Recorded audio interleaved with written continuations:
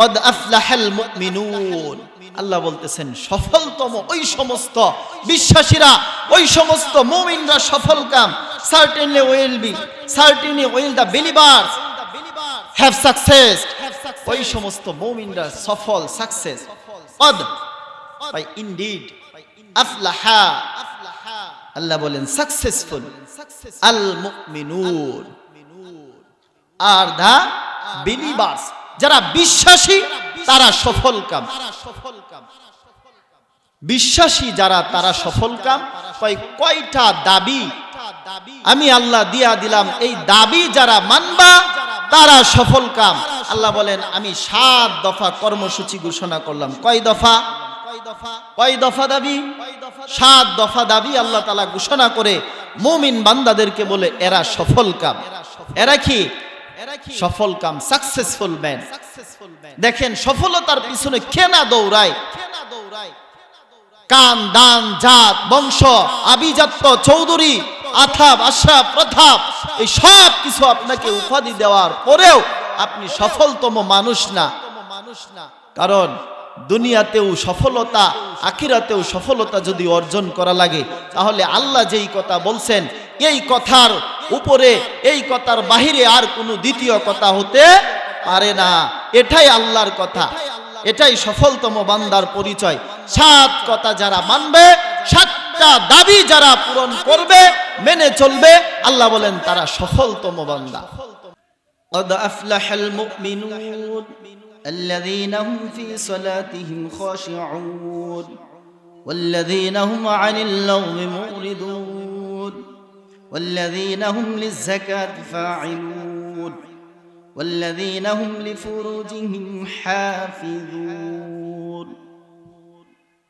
صدقت يا ربنا وقال تعالى إن الله وملائكته يصلون على النبي يا أيها الذين آمنوا صلوا عليه وسلموا تسليما সকলেই নামাজে পঠিত দুরূদ শরীফ পড়ি। আল্লাহুম্মা সাল্লি আলা মুহাম্মাদ ওয়া আলা আলি মুহাম্মাদ কামা সাল্লাইতা আলা ইব্রাহিম ওয়া আলা আলি ইব্রাহিম ইন্নাকা হামিদুম মাজিদ। আল্লাহুম্মা বারিক আলা মুহাম্মাদ ওয়া আলা আলি মুহাম্মাদ কামা বারাকতা আলা ইব্রাহিম وعلى آل إبراهيم إنك حميد مجيد। الحمد لله জামিয়া তাজুল ইসলাম নুরানি হাফিজিয়া মাদ্রাসা ও এতিমখানার হাফেজ ছাত্রদের দস্তার বন্দি প্রধান উপলক্ষে 26তম বার্ষিক ইসলামী মহাসম্মেলন, সম্মেলনের শ্রদ্ধাভাজন সভাপতি হাফেজ হযরত মাওলানা সুলাইমান সাহেব ও সহ সভাপতি হযরত মাওলানা মুহাম্মদ বাসির উদ্দিন সাহেব, আজকের মাহফিলের ওয়াইজনে কেরাম হযরত মাওলানা মাহফুজুর রহমান সাহেব ও অন্যান্য আমন্ত্রিত উলামায়ে কেরাম, দিয়ার মুআজ্জিজ মুকাররম, আমরা সবাই ভালো আছি। ভালো রাখার মালিককে কেউ যেটা দেখে না সেটা দেখে কে? কেউ যেটা পারে না সেটা পারে কে? আলহামদুলিল্লাহ, আপনাদের সামনে আমি কুরআনুল কারীমের 18তম পারার প্রথম সূরা, সূরার নাম শুরু হয়েছে মুমিনুন, সূরা মুমিনুনের কিছু আয়াত তিলাওয়াত করেছি। সূরাতুল মুমিনুন এটা ডেডিকেটেড করা হয়েছে মুমিনদের নামে। এই সূরাটা তদ্রুপভাবে কাফেরদের জন্য একটা সূরা ডেডিকেটেড করা হয়েছে। এই সূরাটার নাম হলো, আমরা সবাই জানি কি সূরার নাম? কাফিরুন। কাফেরদের নামে একটা সূরা আছে, কি সূরা? কাফিরুন। আবার মুমিন ও না, কাফেরও না, মধ্যস্থতা, দুইয়ের মধ্যস্থতা, এর মধ্যে একটা সূরা ডেডিকেটেড আল্লাহ করেছেন। এই সূরাটার নাম হলো আল মুনাফিকুন।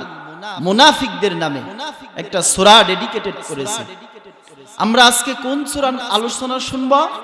সূরাতুল মুমিনুন।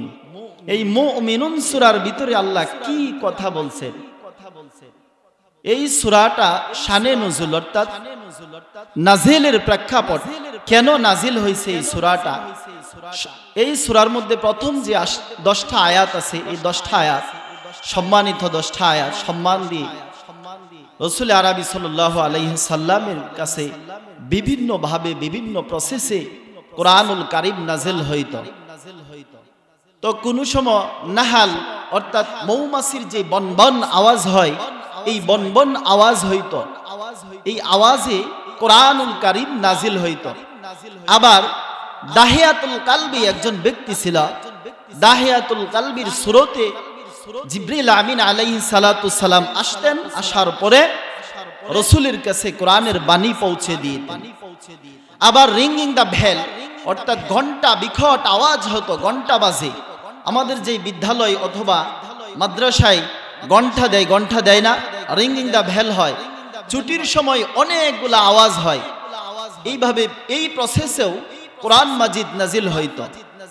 এরকম ভাবে আবার হযরত জিবরাইল আমিনের সশরীরে অর্থাৎ ওনার যে নিজস্ব আকৃতি আছে, এই নিজস্ব আকৃতিতে দুইবার রাসূল আরবি সাল্লাল্লাহু আলাইহি সাল্লামের সামনে এসেছিলেন, একবার হেরা গুহায় এবং আরেকবার সিদরাতুল মুনতাহায় সশরীরে অর্থাৎ 600 নূরের পাখা নিয়ে জমিনের মধ্যে এসেছিলেন ওনার সশরীরে। আবার হিউম্যান শেপ অর্থাৎ মানব আকৃতিতেও উনি আসতেন। এই প্রসেসে কোরআন নাজিল হয়েছে। তো আম্মা জান আয়েশা বলেন এবং রাসূলও বলেন, রাসূলুল্লাহ সাল্লাল্লাহু আলাইহি ওয়াসাল্লাম বলেন যে যখন দাহিয়াতুল কালবির শুরুতে আসতো, মানুষের শুরুতে আসতো, তখন কোরআন রিসিভ করা রাসূলের জন্য খুব সহজ ছিল।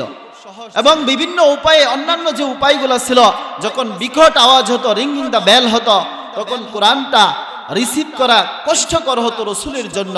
অনেক সময় হাঁটু গেড়ে বসে যেতেন, অনেক সময় শরীর ঘামতে থাকতো, অনেক সময় রাসূল আম্মা জান আয়েশা বলেন আমরা শীতে কাঁপুনি দিতাম আর রাসূলুল্লাহ সাল্লাল্লাহু আলাইহি ওয়াসাল্লাম কোরআন রিসিভ করার কারণে ঘামতে থাকতেন, শরীর ভেবে ড্রপ অফ ওঠার পানি পড়তে থাকতেন, এরকম অবস্থা হতো। সম্মানিত সুধী, তো আসুন সূরাতুল মুমিনুনের প্রথম 10টা আয়াত যখন নাজিল হয়, হযরত ওমর ইবনুল খাত্তাব রাদিয়াল্লাহু তাআলা আনহু বসা মজলিসের মধ্যে এরকম সময়ে বনভন করতেছে মৌমাছি নাহাল। তখন এই সময় রাসূল কিবলামুখী হলেন এবং বুঝতে পারলেন যে এটা অন্য কোনো মৌমাছির ভনভন না। এই মুহূর্তে জিবরিল আমিন আসছেন এবং কোরআন মাজিদ নাজিল হচ্ছে। কিছুক্ষণ সময় রাসূল আরবি সাল্লাল্লাহু আলাইহি ওয়াসাল্লাম চুপ থাকলেন এবং একটু পরেই সাহাবীদের দিকে তাকায়া একটা মুস্কি হেসে দিলেন। হেসে দিয়ে বলতেছে, এই মুহূর্তে জিবরিল আমিন আলাইহিস সালাতু সালাম আসলেন এবং আমার কাছে সূরাতুল মুমিনিনের 10টা আয়াত নাজিল করলেন। সুবহানাল্লাহ।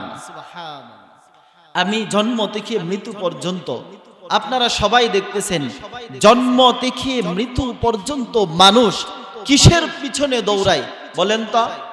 কিসের পিছনে দৌড়ায়? জন্ম থেকে মৃত্যু পর্যন্ত মানুষ সুখের পিছনে, শান্তির পিছনে, সফলতার পিছনে, সাকসেসের পিছনে দৌড়ায়, ঠিক না? এই সফলতার মানদণ্ড আল্লাহ কোরআনুল কারীমে জায়গায় জায়গায় নির্ধারণ করেছেন। আমরা মনে করি যে কেউ যদি একটা চাকরি পায় সরকারি, সে সফলতম মানুষ, হি ইজ সাকসেসফুল ম্যান। না, আল্লাহর দৃষ্টিতে সাকসেসফুল মানুষ কে? রাসূল আরবি সাল্লাল্লাহু আলাইহি সাল্লাম এই সূরাতুল মুমিনিনের 10 আয়াতের মধ্যে 7টা এবিলিটি, 7টা গুণ সম্পন্ন মানুষকে সফলতম মানুষ বলে আখ্যায়িত করেছেন। আচ্ছা, কে না চাই সফল হতে? বলেন তো, কে না চায়? এই পৃথিবীতে সফল হতে চায় নাকি এমন মানুষ আছে? মুরব্বির বয়স 60 বছর 70 বছর, জিজ্ঞেস করা হয় যদি, মুরব্বি আপনি কি করেন? ও বাবা, এখনো টাইমের ওভার টাইম, অতিরিক্ত এক্সট্রা টাইম ডিউটি করি, that is off duty time hour, তারপরও এক্সট্রা টাইম ওভার টাইমে ডিউটি করি। কেন? কয় সফলতার জন্য। সফলতা পেয়েছেন, সুখ শান্তি পেয়েছেন? জিজ্ঞেস করা হলে বলে বাবা এখনো পাই নাই, তবে লেগে আছি, পাবো ইনশাল্লাহ কোনো একদিন। মুফাসসিরিনে কেরাম তাফসীরের ভিতরে আনছেন, মানুষ জন্ম থেকে শুরু করে মৃত্যু পর্যন্ত, যেই পর্যন্ত তার মুখের মধ্যে মাটি না পড়ে, মাটি না দেওয়া হয়, এই পর্যন্তই মানুষটা সুখের পিছনে দৌড়ায়, শান্তির পিছনে দৌড়ায়, সাকসেসের পিছনে দৌড়ায়, ঠিক না?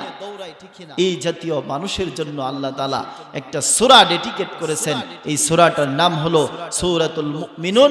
এই মুমিনুন সূরার প্রথম 10 আয়াতে আল্লাহ বান্দার কিছু 7টা এবিলিটি সম্পন্ন, কোয়ালিটি সম্পন্ন, গুণওয়ালা মানুষকে বলছে কদ আফলাহাল মুমিনুন। আল্লাহ বলতেছেন সফলতম ওই সমস্ত বিশ্বাসীরা, ওই সমস্ত মুমিনরা সফলকাম। certainly will the believers have success. ওই সমস্ত মুমিনরা সফল, সাকসেস। কদ by indeed, আফলাহা, আল্লাহ বলেন সাকসেসফুল আল মুমিনুন আর দা বিলিভার্স, যারা বিশ্বাসী তারা সফলকাম। বিশ্বাসী যারা তারা সফলকাম। কয়টা দাবি আমি আল্লাহ দিয়া দিলাম, এই দাবি যারা মানবা তারা সফলকাম। আল্লাহ বলেন আমি 7 দফা কর্মসূচি ঘোষণা করলাম। কয় দফা? কয় দফা দাবি? 7 দফা দাবি আল্লাহ তাআলা ঘোষণা করে মুমিন বান্দাদেরকে বলে এরা সফলকাম। এরা কি? সফলকাম, সাকসেসফুল ম্যান। দেখেন সফলতার পিছনে কে না দৌড়ায়? কান, দান, জাত, বংশ, আভিজাত্য, চৌধুরী, আথাব, আশরাফ, প্রথাপ, এই সব কিছু আপনাকে উপাধি দেওয়ার পরেও আপনি সফলতম মানুষ না। কারণ দুনিয়াতেও সফলতা, আখিরাতেও সফলতা যদি অর্জন করা লাগে, তাহলে আল্লাহ যেই কথা বলছেন এই কথার উপরে, এই কথার বাহিরে আর কোনো দ্বিতীয় কথা হতে পারে না। এটাই আল্লাহর কথা, এটাই সফলতম বান্দার পরিচয়। 7 কথা যারা মানবে, 7টা দাবি যারা পূরণ করবে, মেনে চলবে, আল্লাহ বলেন তারা সফলতম বান্দা। এবার আসুন 1 নাম্বার আল্লাহ কি কথা বলছেন আমাদেরকে। আল্লাহ বলেন কদ আফলাহাল মুমিনুন, ওই সমস্ত মুমিনরা সফলকাম। আল্লাযীনা হুম ফি সলাতিহিম খাশিউন, আল্লাযীনা হুম ফি সলাতিহিম খাশিউন। 1 নাম্বার এবিলিটি, 1 নাম্বার দাবি, 1 নাম্বার গুণ। আজকে কিছু বাসার মধ্যে নিয়ে যাবেন, শুধু আপনি না আপনার স্ত্রীকেও গিয়া বলবেন যে হুজুর বলছে যদি এই 7 দফা কর্মসূচি আমরা মেনে নেই, বাস্তবায়ন করতে পারি, তাহলে আল্লাহ বলেন এরা হলো জান্নাতের ওয়ারিসদার। ওয়ারিস বুঝেন তো? বুঝেন না? ইনহেরিটেন্স অর্থাৎ ওয়ারিস সূত্রে কিছু জমি দেখবেন সাইনবোর্ড লটকানো থাকে, ওইটার মধ্যে লেখা থাকে এটা ক্রয় সূত্রে অমুকে মালিক, এরকম ভাবে লেখা থাকে কিনা। আবার কিছু জমির মধ্যে আছে ওয়ারিসান সূত্রে, উত্তরাধিকারী সূত্রে লেখা থাকে এই জমির মালিক উত্তরাধিকারী সূত্রে অমুক। এরকম ভাবে আমার আল্লাহ রাব্বুল আলামিন বলেন যারা আমি আল্লাহর 7 দফা কর্মসূচি মেনে নিবা, আমি আল্লাহ ঘোষণা দিয়া দিলাম তোমরাও ওই জান্নাতের উত্তরাধিকারী। জান্নাতের উত্তরাধিকারী যদি হওয়া লাগে 7 দফা কর্মসূচি আল্লাহ বাস্তবায়ন করার কথা বলছেন। 1 নাম্বার কর্মসূচি আল্লাযীনা হুম ফি সলাতিহিম খাশিউন, আল্লাযীনা those whom they feed during সলাতিহিম their prayers, তাদের নামাজ, সলাতিহিম তাদের prayers of almighty grace of Allah, খাশিউন আর হাম্বলি সাবমিসিভ, অর্থাৎ এমন একটা কমিটমেন্টে পৌঁছাই পৌঁছবেন। আল্লাহ বলেন আল্লাযীনা হুম ফি সলাতিহিম খাশিউন, যারা নামাজে বিনয়ী নম্র, হাম্বলি সাবমিসিভ, যারা নামাজে বিনয়ী এবং নম্র। এখন আসেন নামাজে দাঁড়াইলেন তো নামাজে বিনয়ী খুশু খুজু কিভাবে আসবে? হাকিমুল উম্মত আশরাফ আলী থানভী রাহমাতুল্লাহ, উনি সাধারণ কোনো মানুষ ছিলেন না।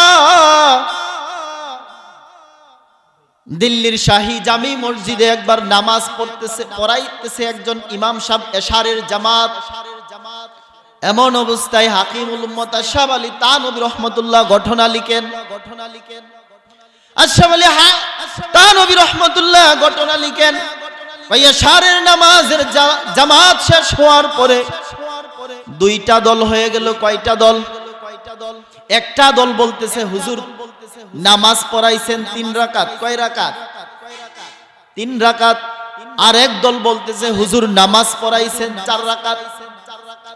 হুজুরে বলতেছে আমি নিঃসন্দেহে নামাজ পড়াইলাম 4 রাকাত।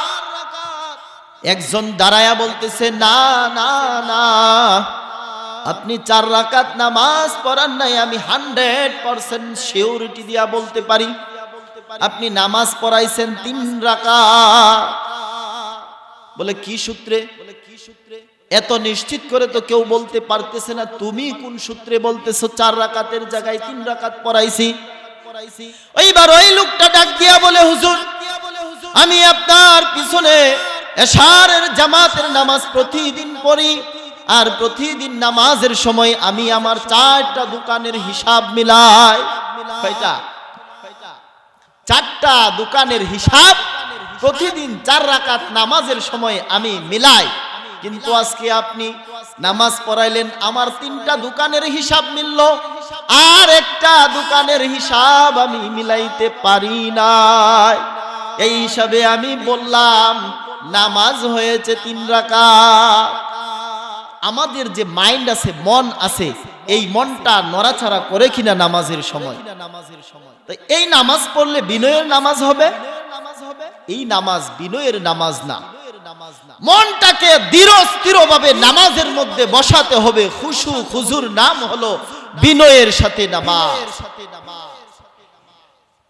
সালাতটা এমন ভাবে পড়তে হবে, নামাজে দাঁড়াইলেন তো মনে করবেন যে it's my last and final সালাত ফর মাই, এটা আমার জন্য জীবনের শেষ এবং ফাইনাল সালাত।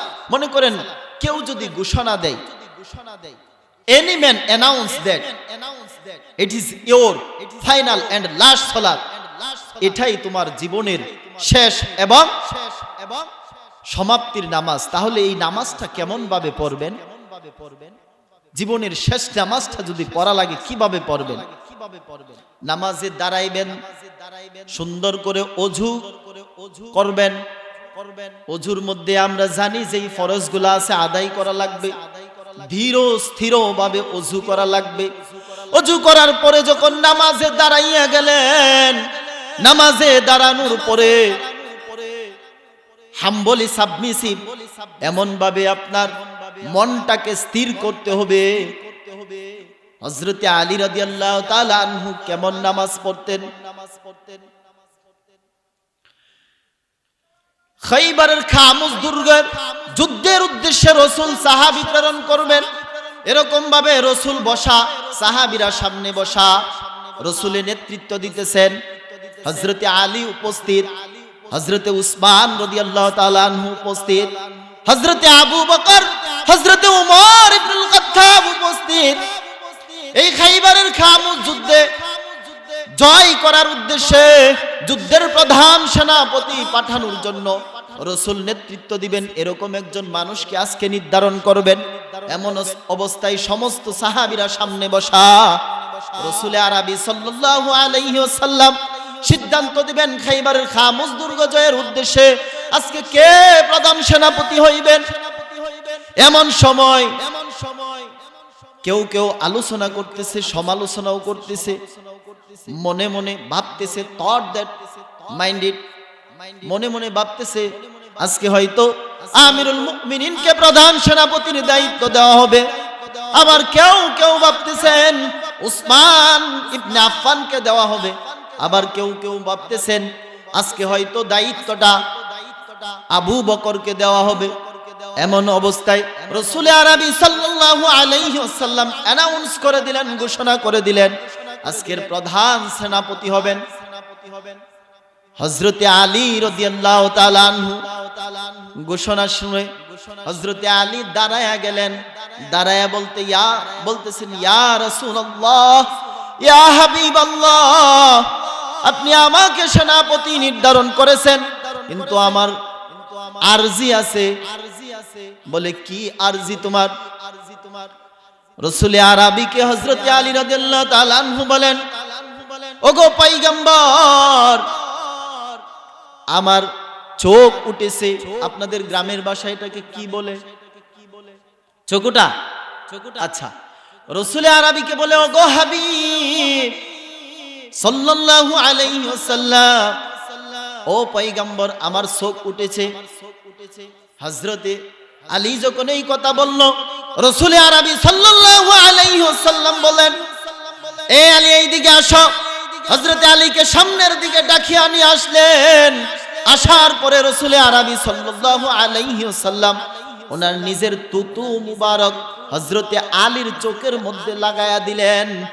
লাগানোর সাথে সাথে হযরতে আলী রাদিয়াল্লাহু তাআলা আনহু আগে যেই পরিমাণ চোখে দর্শন করতেন, দেখতেন, এর চাইতে দ্বিগুণ পাওয়ার, ডাবল পাওয়ারে উনি সব কিছু দেখতেছেন। সুবহানাল্লাহ, সুবহানাল্লাহ। রাসূলের তুতুর পাওয়ার দেখছেননি? এইগুলা ছিল রাসূলের মুজিজা।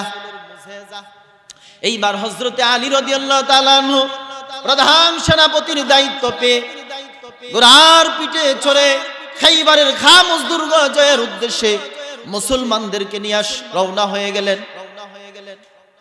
ওই মুশরিক বাহিনীরা, ইহুদির বাহিনীরা জানতে পারলেন যে আজকের সেনাপতির দায়িত্ব কোনো সাধারণ মানুষ নাই রে, আজকে প্রধান সেনাপতির দায়িত্ব পালন করতেছেন হযরতে আলী রাদিয়াল্লাহু তাআলা আনহু। এই জন্য তারা কি একটা প্ল্যান করলো জানেননি? একটা পরিকল্পনা করে ফেলল।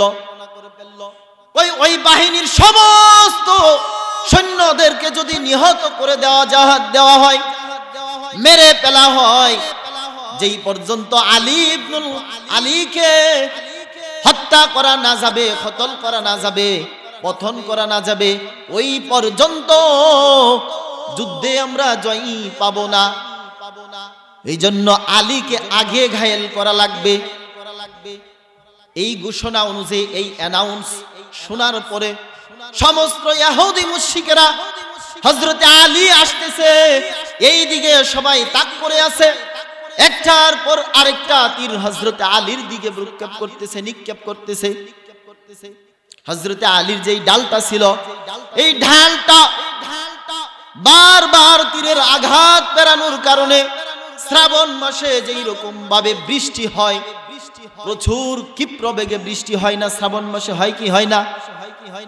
এই প্রচুর ক্ষিপ্র বেগে যেইভাবে বৃষ্টি হয়, এই রকম ভাবে হযরতে আলীর দিকে বারবার শত্রুর তীর আসতেছে। বারবার যখন তীর আসতেছে, ডালটা ছিদ্র হয়ে গেছে, চৌচির হয়ে গেছে, এমন কোন জায়গা খালি নাই যে উনি ঢাল দিয়া পেরানোর মতো ব্যবস্থা আছে।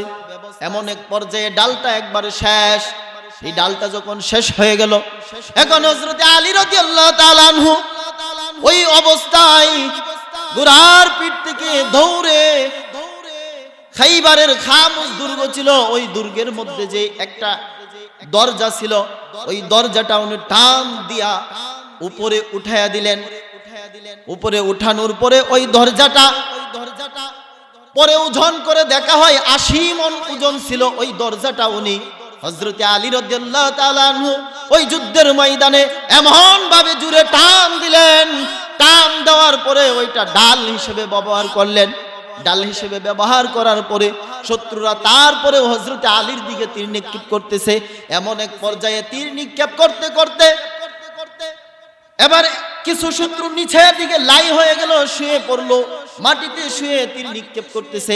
এক পর্যায়ে একটা তীর উনার এরকম পায়ের নিচ দিকে ঢুকে পড়ছে, একবারে হাড় ছিদ্র হয়ে এপার থেকে ওপার হয়ে গেছে। এবার এই ঘটনা দেখার পরেও আর যখন কাফের মুশরিকেরা শত্রুরা পারলো না, এবার মুশরিকেরা স্যালেন্ডার করলো, আত্মসমর্পণ করলো। হযরতে আলী যুদ্ধে বিজয় লাভ করলেন। যুদ্ধে বিজয় লাভ করার পর মদিনায় চলে আসলেন। রাসূল আরবি সাল্লাল্লাহু আলাইহি ওয়াসাল্লাম বললেন, আমার আলীর তীরটা তোমরা কি বাহির করতে পারলা না? সাহাবীরা বলে, আমরা অনেক চেষ্টা করেছি কিন্তু বাহির করতে পারি নাই, এ ভার থেকে ওপার হয়ে গেছে তীরটা। এই জন্য যখন টান দেই, তীর টান দিলে হযরতে আলী উহ আহ করে চিৎকার মারে। রাসূল আরবি সাল্লাল্লাহু আলাইহি ওয়াসাল্লাম বলতেছেন, এ আমার সাহাবীরা, তোমরা এরকম ভাবে পারবা না। আমার আলীর তীর সরাইবা যখন হযরতে আলী দুনিয়ার মধ্যে থাকে না। কই তাহলে কি মারা যাবে? কই না না না, আমার আলী যখন নামাজের মধ্যে দাঁড়ায়া যাইবে তখন তোমরা তীরটা বাহির করবা। হযরতে আলী নামাজের মধ্যে দাঁড়ায়া গেল। নামাজে দাঁড়ানোর পরে হযরতে আলী যখন সূরা তেলাওয়াত করা শুরু করে দিল, ইয়াসিন ওয়াল কুরআনিল হাকীম, এরকম ভাবে কোরআনের কারীমের তেলাওয়াত যখন শুরু করে দিল, হযরতে আলী রাদিয়াল্লাহু তাআলা আনহু নামাজের মধ্যে তিলাওয়াত করতেছেন। দুনিয়ার কোনো খবর নাই, দুনিয়ার কোনো হুঁশ নাই। এইবার একজন পালুয়ান নিজের দাঁত লাগায়া আর একবারে পায়ের মধ্যে কিছু পালুয়ান জুড়ে ধরার পরে দাঁত লাগায়া যখন টান দিলেন, পালুয়ানের 6টা দাঁত উপড়ে গেছে, তারপরেও তীর টান দিয়া বাহির করতে পারে নাই। এবার মতান্তরে আসছে 6 জন মানুষ একবারে ধরে ওই তীরটার মধ্যে এত জুড়ে টান দিছে। টান দেওয়ার পরে তীরের মাথার শলাকার মধ্যে হযরতে আলীর চামড়া মুবারক, ঘোষ মুবারক চলে আসছিল, শলাকার মধ্যে রক্ত বাহির হয়েছিল। হযরতে আলীর নামাজ শেষ হয়ে গেল। এবার হযরতে আলীর পা দিয়া রক্ত বাহির হইতেছে অনর্গল। এবার হযরতে আলীর দিকে তাকায়া আর তীরের শলাকার দিকে, মাথার দিকে তাকায়া রাসূল আরবি চোখের পানি রাখতে পারলেন না। এই বুঝি আমার আলীর মুবারকের গোশ বাহির হইছে, আলীর শরীর থেকে বুঝি মাংস বাহির হইছে, রক্ত বাহির হইছে। এবার হযরতে আলীকে জিজ্ঞেস করে, ও হযরত আলী, তুমি নামাজের মধ্যে যখন ছিলা এত জোরে তোমার শরীর থেকে তীর বাহির করা হলো, তারপরেও কি তুমি কোনো টের পাও নাই, খুশ পাও নাই? হযরতে আলী বলে, খোদার কসম করে আমি বলতে পারি, নামাজের মধ্যে যখন আমি দাঁড়ায়া গেলাম তখন আর কোনো দুনিয়ার কবর আমার ছিল না, ওই তীর না। আমি নামাজের মধ্যে যদি আলীকে মুখের মধ্যেও তীর নিক্ষেপ করত, তারপরেও আমার কোনো খবর থাকতো না। সময়ের স্বল্পতা, মুহতারাম হাজিরিন, আমি যেই কথাগুলা বললাম, আল্লাহ বলছেন কদ আফলাহাল মুমিনুন, ওই সমস্ত মুমিনেরা সফল কাম, আল্লাযীনা হুম ফি সলাতিহিম খাশিউন, যারা নামাজের বিষয়ে নম্র এবং বিনয়ী। হযরতে আলী যেই নামাজটা পড়ছেন, নামাজের মধ্যে বিনয়ী ছিল। এই বিনয়ের সাথে আমাদেরকে নামাজ পড়তে হবে। বাকি গুণগুলা সময়ের স্বল্পতায় বলতে পারলাম না, ইনশাআল্লাহ সময় পেলে আগামীতে বলার চেষ্টা করব। যেই কথাগুলা বললাম, আল্লাহ তাআলা বুঝা এবং আমল করার তৌফিক দান করুন।